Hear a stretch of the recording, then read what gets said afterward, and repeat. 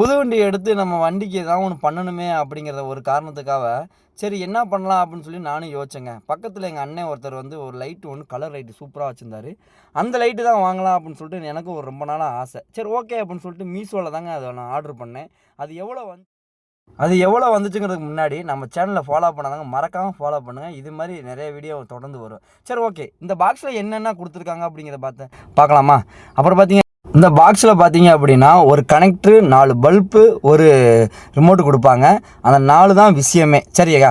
அதுக்கப்புறம் பார்த்தீங்க அப்படின்னா இந்த பல்பில் எனக்கு பிடிச்ச ஒரே விஷயம் என்னன்னு பார்த்தீங்க அப்படின்னா, நீங்கள் செட்டு வச்சுருக்கீங்க அப்படின்னா அந்த பாட்டுக்கு ஏற்ற மாதிரி அந்த லைட் எரியும். சரிங்களா?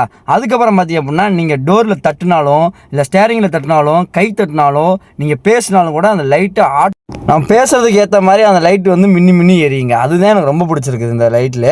அப்புறம் பார்த்தீங்க அப்படின்னா நம்ம அண்ணன் தாங்க ரொம்ப கஷ்டப்பட்டு அதை மாட்டினாருங்க.